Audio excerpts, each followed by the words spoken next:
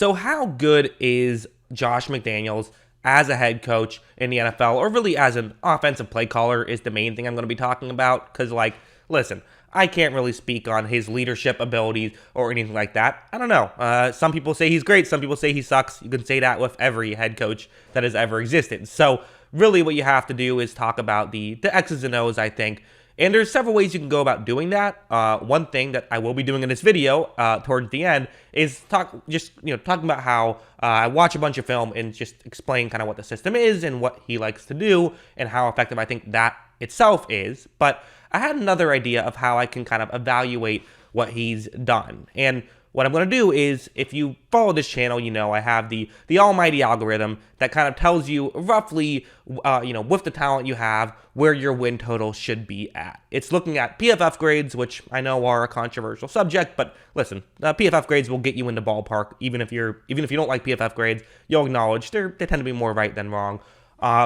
So I'm using those and just simply saying, okay, if you rank there at each positional category, how many wins should you typically have? Well, I can also look at how many points per drive you should typically have. And that's what I'm going to do, is I'm going to look at that and then just, you look at the algorithm and see how well the Patriots have been since Josh McDaniels has been there at, according to that algorithm, over the past 10 years. So one thing I had to do before I got into any of that is talk about the whole Tom Brady situation, because, if he's a top 5 quarterback in one specific season, he's probably better than just a top 5 quarterback, what that typically gives you. His grade is going to be a little bit, or his value is going to be a little bit higher than that. For example, this is Brady's career wins above replacement using a PFF system that that their graders use. Well, according to me, the average top 5 season for a quarterback will get you right around 4 wins. But you look at Brady, and his average season seemingly is over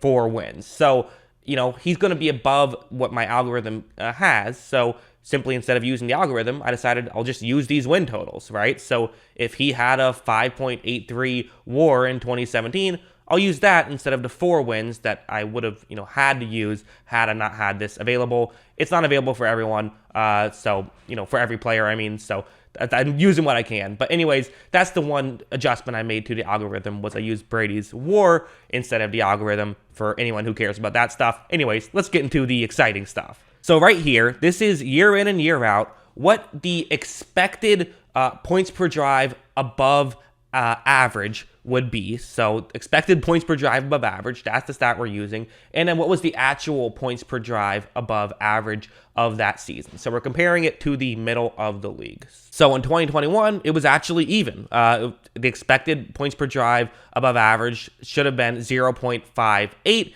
and that's actually what happened. In 2020, the expected was lower, but his overperformed a little bit. The team overperformed a little bit, which you can give some credit to Josh McDaniels, or luck, which is obviously a big factor here as well. Luck is a part of football, which is why I'm using a 10-year sample size to try and, big enough sample size can take out some of that luck, although there's still going to be something there. What's interesting, though, is from, 2018 down for a little bit, we saw a lot of actual underperformances into Josh McDaniels' era. 2019 should have been slightly above expected, was instead slightly below expected. 2018 was slightly below expected, actually a decent amount below expected, over a quarter of a point below expected. 2017, you see a small jump. 2016, you see a medium-sized jump. 2015, you see a 0.11 size jump. In 2014, you see a 0.05 point jump. But then it kind of shifts a little bit again. 2013, they overperformed expectations, and 2012, they overperformed expectations. So in total, if you add it all up, that would be 5.16 compared to 4.46, which is 0.70 points per drive difference, but you have to divide it by 10. So in the past 10 years under Josh McDaniels, they had 0.07 points per drive per season over expected, or I guess in this case under expected, because it was slightly below average, which is interesting. You could simply sit here and say, well, that's a negative, right? Maybe this is why his head coaching record is 11-17 when he was with Denver. To me, personally, I would say, no, that's not the case. His record is that because of the talent he had around him.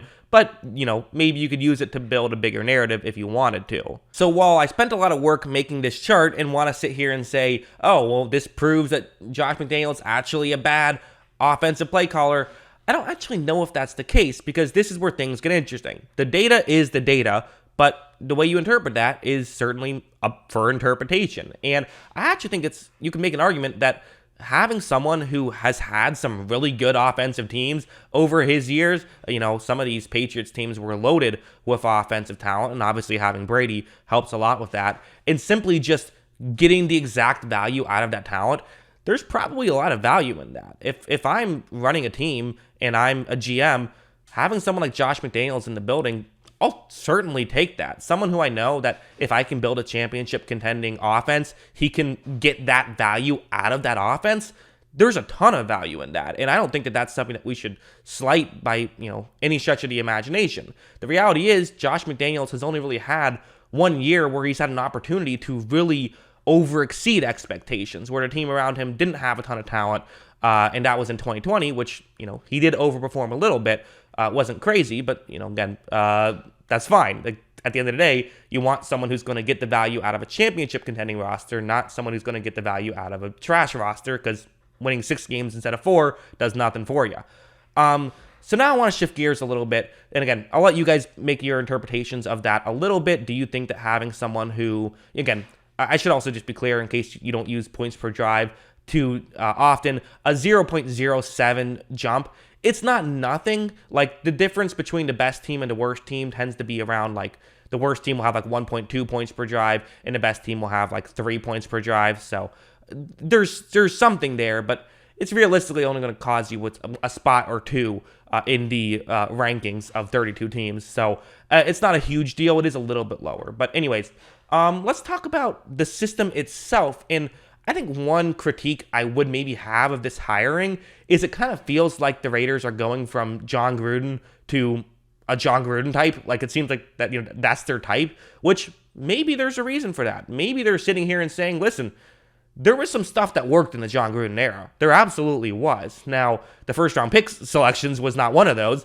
but there were things that worked, and we like the scheme, and we like how Derek Carr fits in that scheme. If we can't have Gruden anymore, maybe let's get someone who is a Gruden type, but also, we can hopefully hit on some first-round picks or just trade them away to get Davante Adams. So this chart here, I really find these charts very fascinating. This is going to simply be New England pass frequency over expected in 2021. So just for example, if you look at the top bar, that is on a first down and 10, they would throw the ball 4% less than the average team would on that first down and 10. So basically, if it's red on the right, that means that they ran the ball more than the average team does. The only one that is not red is the 0% on second down and 8, although it looks like they'd still threw the ball slightly more than the average team, but not enough to get a full percent. So at the bottom, all plays, they ran the ball 5% more than the average team. They are a run-heavy team. Maybe that's a scheme thing, perhaps. Unfortunately, I can only look at the data from this past season, so I don't know if it's something that maybe potentially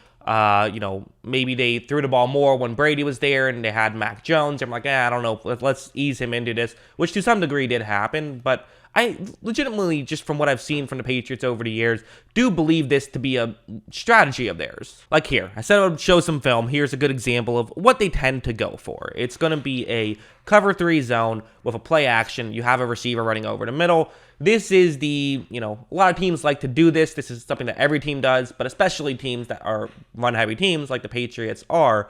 And if you have a good play caller, it can definitely result in some very easy passes, and this is a very good example of it, where watch what happens. As you see, McCorkle is going to run to play action here, and look at how far in those 3 Texans players over the middle run in. They are expecting a run right here, and with a skilled play caller, you can set up these easy passes, and that can make things a lot easier for a rookie quarterback especially. And as you see, Mac Jones is going to be able to make this throw as you would expect him to. He's an NFL quarterback. That's an easy throw for him to make, and you're able to pick up some yards. So that's the benefit of the Josh McDaniels scheme, is it can just set up some easy passes. And listen, not like Derek Carr needs easy passes, not like Davante Adams needs someone to scheme him open, but hey, it's still, you'll take it if you can get it. So in conclusion, what have we learned here? I think there's a really legitimate argument against McDaniels. You could sit here and say, hey, according to my algorithm, only 1 out of his past 7 seasons did his team overperformed expectations. Actually, 1 out of the last 8 seasons. So, that's not ideal. You would typically like to have something better than that. In that one season, they still had a below average, yards per drive compared to the rest of the league. So, that's not ideal. That's not something that you would love. But the flip side is that they've typically always been very close. He's rarely had a season where his teams have well underperformed. I think it's fair to say that his scheme probably worked better 10 years ago than it does now. I think that's reasonable to suggest. I'm not a big fan of these teams that are, on, second down and 1 and 2, their pass frequency was 17% below expected. They basically always ran on those drives. They ran a lot on all plays in general, 5%, less than expected. I'm just not a huge fan of that style of football, of that brand of football. Listen, the Raiders are a team that can get away with it. I think that they can do it. But, I think Derek Carr is good, and I kind of want to just let Derek Carr cook a little bit. And maybe that's what McDaniels will do, but if McDaniels treats Carr how he treated Mac Jones, I don't know if I would love that, because I think there's a better way to open things up and to make things work better. But I think at the very least, it's probably just going to be a fine coaching situation. It's probably not going to be spectacular, but again, there's some value in just knowing you're going to get a solid offensive play caller, and again, I don't even know if he's going to call plays. Who knows what's going to happen there, but an offensive mind in the building. The scheme will be, I'm sure, based on, like Bruce Arians didn't call plays in Tampa Bay, but Byron Leftwich very much ran a Bruce Arians scheme.